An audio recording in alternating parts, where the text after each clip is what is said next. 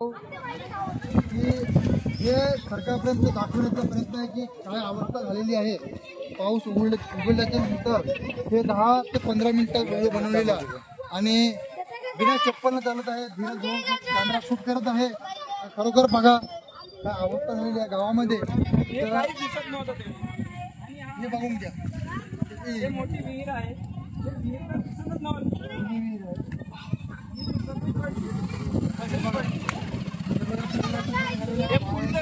पुलावरून माझ्यापेक्षा जास्त पाऊस. खंब्याचे तार पडलेला आहे बघ, खंबा पडलेला आहे. हे खंबा पडला, हे खंबा पडला, हे फुल ब्रिज पडले. आपण आता मेन बघा हे नुकसान, हे बघा हे तारा सगळं पडले. तारा इथून तिथपर्यंत सगळं नुकसान झालेलं आहे. बघून घ्या तुम्ही झाड किती वाहून गेलेलं आहे. बघा तिकडं हे इथं यायची तर कोणाची हिंमत नव्हती, कारण की माझ्यापेक्षा प्रचंड तो खांब जवळपास तिथपर्यंत होता. अर्ध्यापेक्षा म्हणजे पाऊनपेक्षा जास्त होता. तेव्हा आम्ही बघलं ते व्हिडिओ बी आहे. आणि इकडं सगळं लोकांची वाहून गेलं.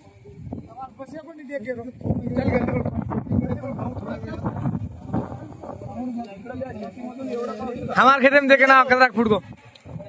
नारळी गावामध्ये एवढा नुकसान झालेलं आहे की आपण सांगू शकत नाही तेवढं नुकसान झालेलं आहे. विचार करा, हा इशारा आम्हाला गव्हर्नमेंट पर्यंत पोहोचायचा आहे. त्यांनी विचार करावा की गोरगरिबाच्या घरामधले पूर्ण अन्नधान्य घरातही वाहून गेलेलं आहे. तर विचार करा किती अवस्था खराब आहे नारळी गावामध्ये. यायची कोणाची नव्हती तेव्हा, एवढा पाऊस होता.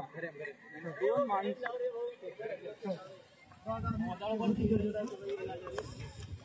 आपण त्या गावाच्या पलीकडे जे गाव आहे गावामध्ये आपण बघा बहुत नुकसान झालेलं आहे.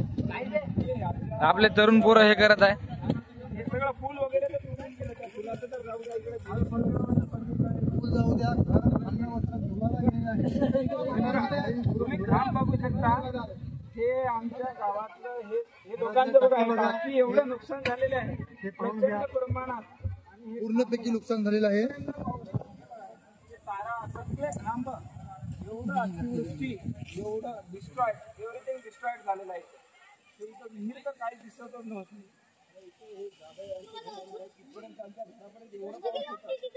सगळं भरून पाऊस होता.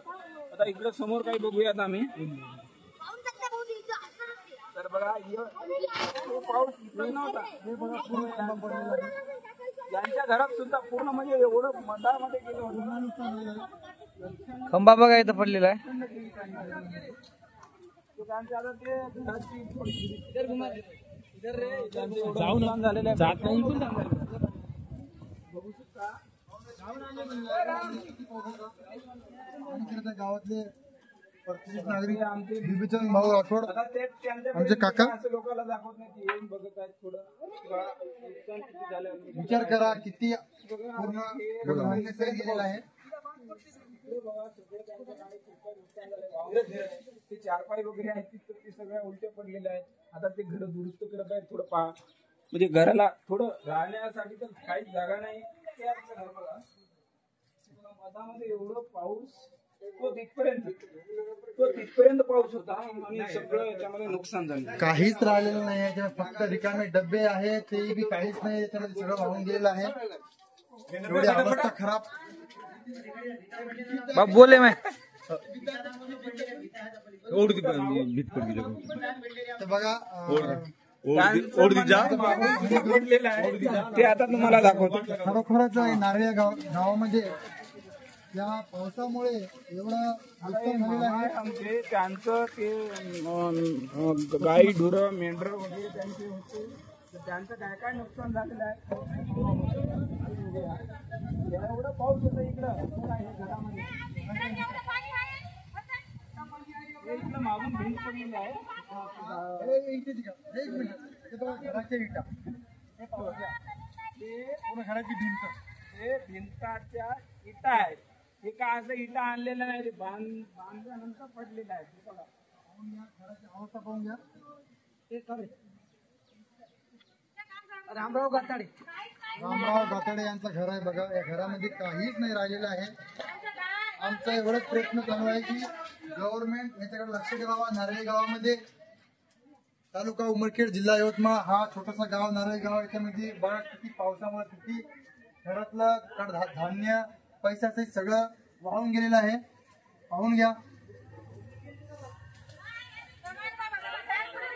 हे बघा आमच्या हे घराच्या भिंतीच्या इटा भिंती तुटून इटा कशा पडलेल्या आहे बघा. एवढं नुकसान झालेलं आहे. पाहून घ्या.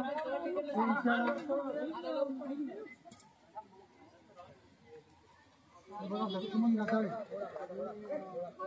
पालनसाठी त्यांनी हे करतात. मेंढ्या किती गेल्या मोजलेच नाही म्हणजे एवढं बघा अशी अवस्था. बॅग चालू